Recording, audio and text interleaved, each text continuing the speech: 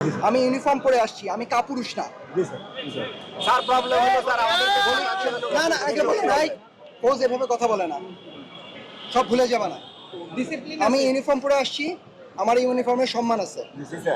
আমি কাপুরুষ না।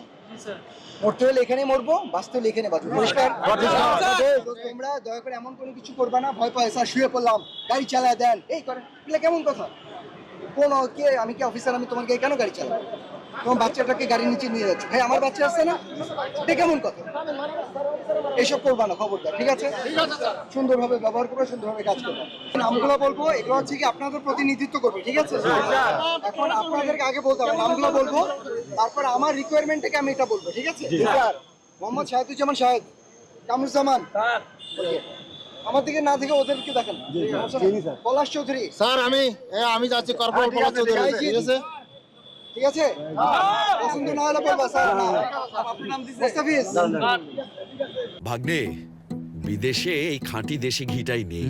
ঘানি ভাঙা সরিষার তেল প্রশ্নই আসে না। দেশি মুরগির ঝোল, আহ, এই জন্যই তো দেশে এলাম। এই যাবো কিভাবে? দেশি অ্যাপে ওয়াও, এভাবেই এক যুগ ধরে পাঠাও আপনার লাইফস্টাইলের প্রাউড অংশীদার। পাঠাও চলো দেশি ভাইবে চলবে 14 থেকে 31 মে পর্যন্ত। ইকবাল হার আলাল ভাই, ওই যে আলাল, হ্যাঁ শামীম আক্তার স্বাধীন স্যার। আচ্ছা, এই 8 জন। জি স্যার।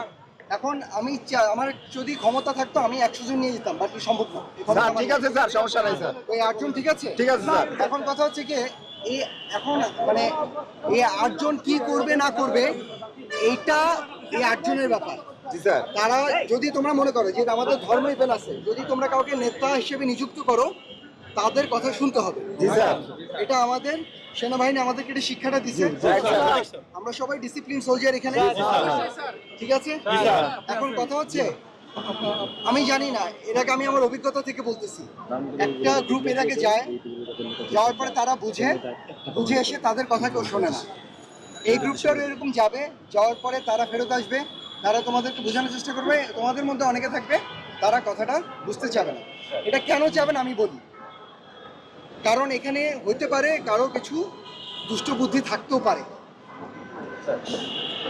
ভাঙলে মানে ডিভাইড অ্যান্ড রুল বলে একটা কথা আছে, ঠিক আছে?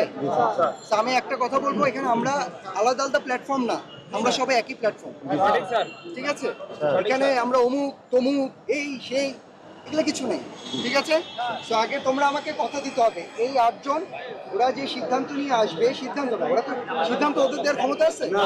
সিদ্ধান্ত কে দিবে? আমাদের ঊর্ধ্বতন কর্মকর্তা, ওনারা দিবে। এই 8 জন যারা আছে ওরা যে জিনিসটা বুঝে আসবে, এটা তোমাদেরকে সুন্দর করে বুঝিয়ে বলবে, তারপর তোমরা ঠান্ডা মাথায় চিন্তা করবা, ঠিক আছে? কথা শোনার আগে চিৎকার করে আজে বাজে কথাবার্তা বলা যাবে না, বুঝতে পারছো? আমরা সবাই একটা সমাধানের জন্য এখানে আসছি, সমাধান না করার জন্য এখানে আসিনি। এখানে একটা মানুষ যদি আজে বাজে কথাবার্তা বলে, সেটাই পরিবেশ নষ্ট করার জন্য যথেষ্ট। তুই একটা কথা বলি, আমি এখানে কথা বলতেছি, আমার পাশ দিয়ে যদি কেউ একটা টিটকারি দিয়ে যাও, আমার কি কথা বলার মানসিকতা থাকবে? আগে বলো, বাংলাদেশ সেনাবাহিনীর একজন ফিল্ড অফিসার হিসেবে ওই টিটকারি কি আমার শোনার কথা? এটা কি উচিত? আমার সম্মান রক্ষা করার দায়িত্ব কাদের? তোমাদের। তোমার সম্মান রক্ষা করার দায়িত্ব কার? আমার। সো এমন কোনো কাজ করো না যাতে আমরা একজন একজনের সম্মানটা নষ্ট হয়।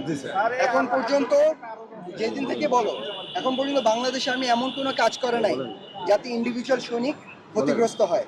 কারো কি গোপন কোনো তথ্য সব বলে দিছে? বাট তোমরা অনেক আজেবাজে কথাবার্তা বলছো না? তোমাদের সম্মান কিন্তু এখন পর্যন্ত রেখে দেওয়া হচ্ছে। দয়া করে ভাইয়া, তোমরা আমার ছোট ভাই, আমরা একসাথে চাকরি করছি, এমন কিছু করো না যেখানে আমাদের সম্মান হানি হয়, পারস্পরিক সম্মান হানি হয়, ঠিক আছে? এখানে সবাই এইখানে থাকবা, ডানে বামে যাবা না, কারণ আমরা একটা আসলে ওনারা আমাদেরকে অনেক হেল্প করতেছে।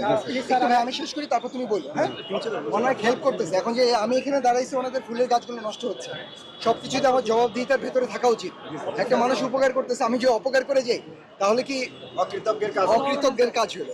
তো আমি একটা অনুরোধ